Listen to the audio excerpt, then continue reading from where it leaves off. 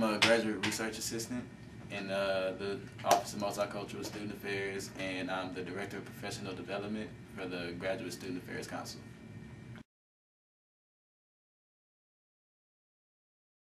As far as the peer education groups we have, does a very good job, I think, of publicizing what they do, who they are, and they're very warm and welcoming. They advocate for mental health, and I think that one of the biggest selling points for me was just that they do a really good job of making that distinction.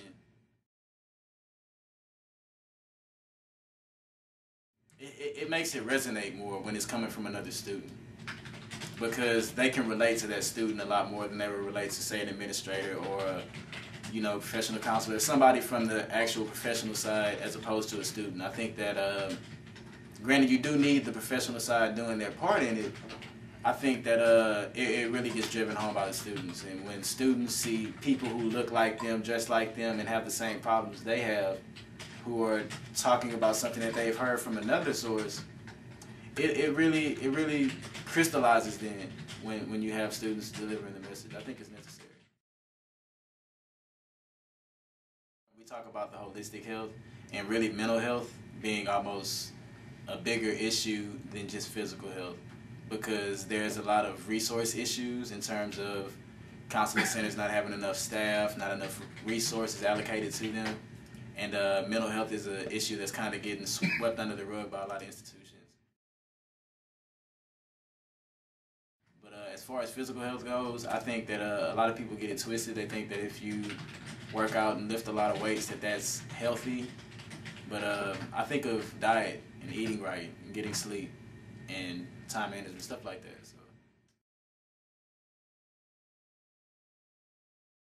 Oh man, this is definitely a thing personal to me. I don't know how many people would agree with it, but for me, I just like to be outside, anywhere outside. San Marcos is a beautiful place to me. I love it.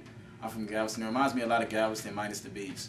And I just like to be outside. Every now and then, as crazy as the weather is in Texas, once every blue moon, we get a really nice day. And on those days, I just like to be outside.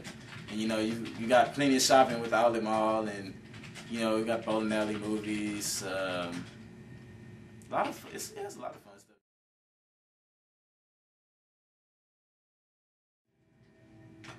I think that no matter what the institution is, no matter how good they're doing at any given moment, that there is never sufficient. It's never, if there's more resources, then there's always room for improvement.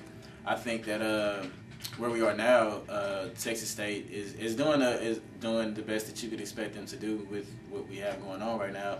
I mean, we're definitely going through a lot of changes right now, and they're doing a real good job of keeping up with that and not really dropping the ball on everything else as they focus on the multiple things with the FBS going on, and we've got a lot of campus issues going on, and they're doing a good job of keeping that focus on just what they offer the students. Which is why I'm here, Student Affairs. That's the department we work in, and I think that we definitely have one of the most cohesive departments in the nation. I would say that first and foremost, just my whole experience here is what made me want to get into student affairs. As I look back, in my spring semester that I was graduating, I look back and I just noticed that a lot of who I had become at that point came as a result of the student affairs activities that I was engaging myself in and being involved and getting out there, and that is what I wanted to be a part of for someone else. So that led me here, and specifically with what I want to do after I get my master's degree, I'd say Miss Wilson, my supervisor here in the MSA office, and Dr. Cooper, definitely, Dr. Jacqueline Cooper. Let's get the whole thing, and Dr. Stan Carpenter. Those three, and there's a lot of people who've helped me out along the way, but those three are definitely the biggest players in why I want to do what I want to do. Yeah, basically, I want to do exactly what Dr. Cooper does here. I want to be an advisor / professor. I'd like to do both. I think that with what I bring to the table, I would be most effective in a classroom setting, but I also get a lot of fulfillment out of advising students, because it validates who I am in a way. So if I could end that would be my ideal position.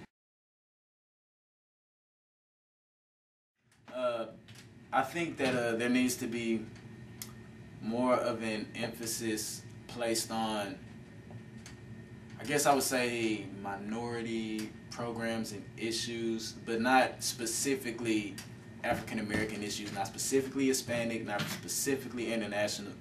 I think that in terms of diversity, there needs to be a more clearly defined and objective view of what diversity is. You know, getting away from the notion that diversity means minorities. That's what minorities are, as it really being diversity, a diversity of ideas and cultures and beliefs. So, yeah, that's that.